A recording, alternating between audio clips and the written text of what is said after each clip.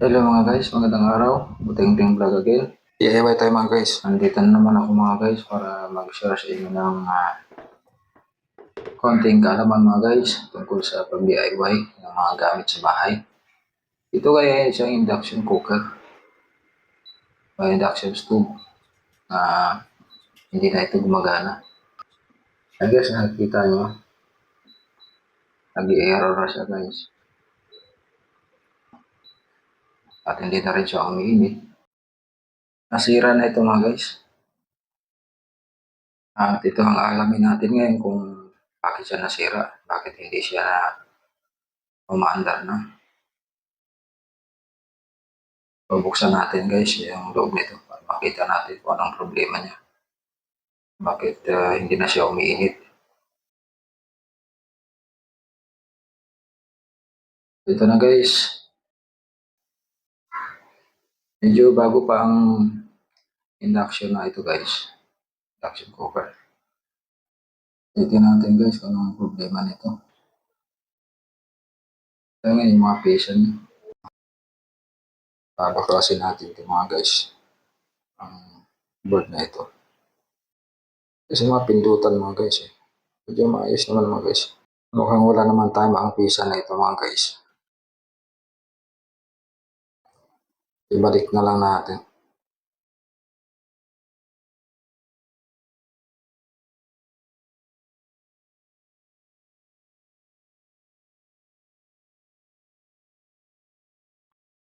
Dito tayo sa heater mga guys. Tanggalin muna natin.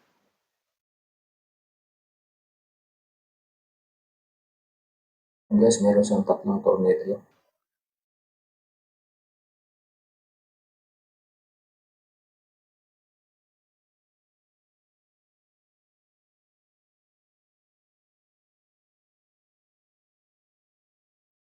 Ang heater coil nito mga guys.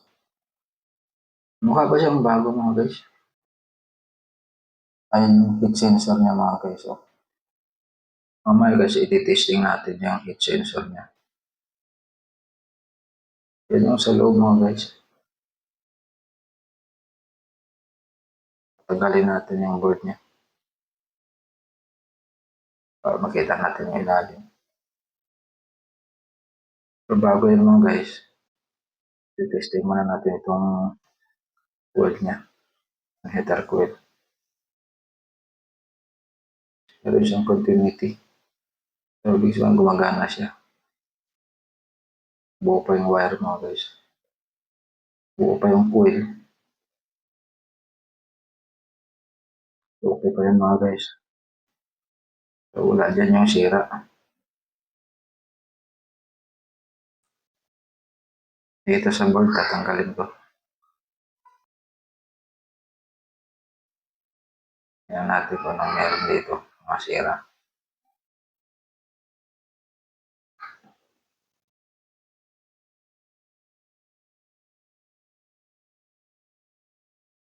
Connection ng pan yan guys.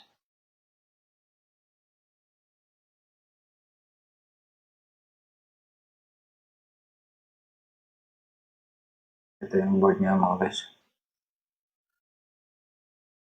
Tingnan natin kung ano dito. Ito guys, may mga dumi ito. Parang mga yung ano nito guys, yung mga jumper nito na wire. Kinakalawang na. Yung mga jumper na wire. Yung mga wire dito, ayun guys, oh. Jumper yan mga guys. Kinakalawang na yan mga guys. At marami yan mga guys. Ayan. Baka dyan ang problema mga guys. Yan, kinakalawang. Ito naman guys, ay may mga umido mga guys.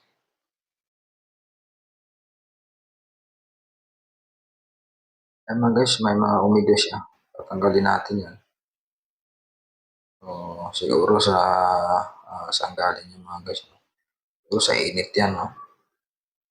Yung mga umido na yan. Kailangan matanggal yan mga guys. Kailangan linisin. Kasi nito ng matulis na bagay, matalas na bagay. mga guys, para matanggal lang umido na yan. Isa rin yan sa mga hindi nagpapagana ng system nito guys. Kaya linisin natin. Yan guys, may mga brush lang gagamitin nyo mga guys. Sa parang. So guys, tinatanggal ko yung kalawang ng jumper na wire. Jumper na wire yan mga guys. Kinakalawang siya. So, siguro mahinang klase yung jumper wire na yan.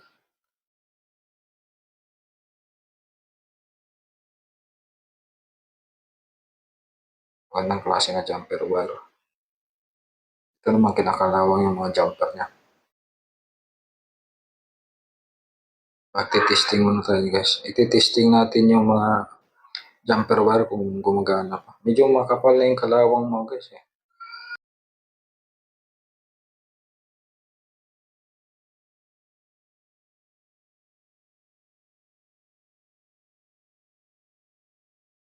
Ayan mga guys oh. Ayan mga guys, jumper yan. Jumper wire. Nakalawang siya. Marami yung mga jumper na ito mga guys. At halos lahat kinakalawang.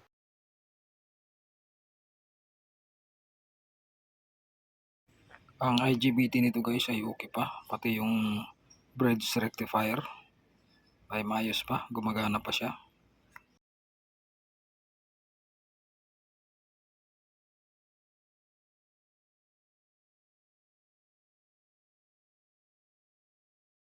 Balik na natin itong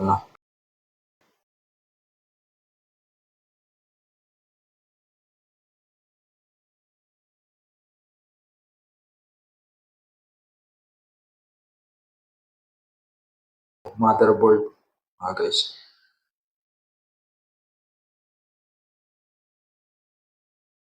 Kaya tapos natin linisin mga guys, babalik na natin. Kaya testing natin ulit.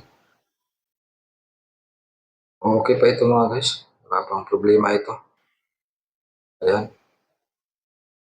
Ibig sabihin mga guys, buo pa yung coil niya. Pumapalo pa siya. At saka nagbabasher. Ito namang temperature sensor mga guys. Ay ititesting natin. Magana pa. Ganyan pag-testing ito mga guys. Kailangan mong painitan.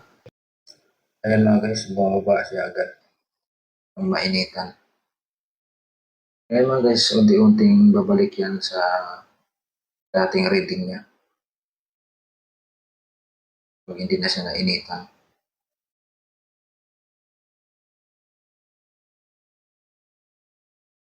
Ayan mga guys, makabalik na siya.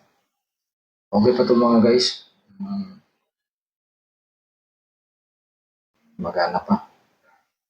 Kaya ibalik na natin.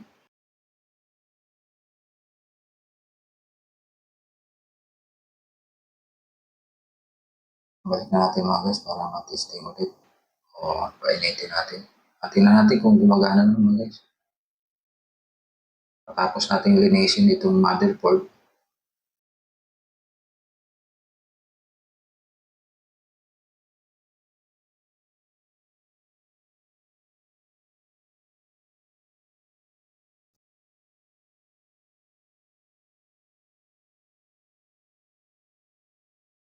So, ganyan lang yung pag-ayos mga guys. DIY. So bago natin ipapagawa sa mga pagawaan, mag-DIY muna. DIY muna natin. Hindi lang tayo makakatipid, kundi matuto rin tayong mag-tingting ng ating mga appliances. Hindi na tayo kailangang gumastos pa ng malaki. Hindi sa sira ng ating mga gamit sa bahay. Ayan mga guys, babalik na natin lahat. Bubuuin na natin ulit. Ayan guys, may tatlong tornilyo yan. Ang pedal coil niya.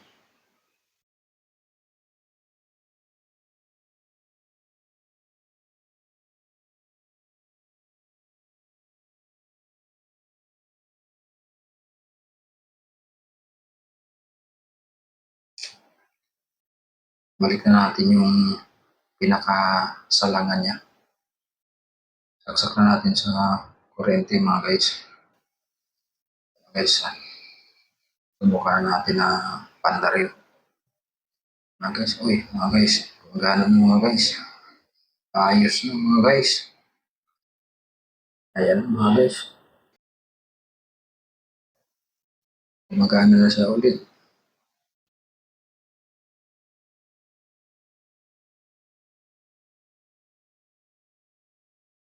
Ayan guys, kumulo na siya agad. Napakabilis kumulo na. Ayan mga guys, kulang lang pala sa linis. Kaya hindi siya umandar mga guys. Kita niyo mga guys, gumagana na siya ulit. Nilinis lang natin mga guys. Linis lang pala ang kailangan mga guys. Kung minsan dito sa mga appliances natin.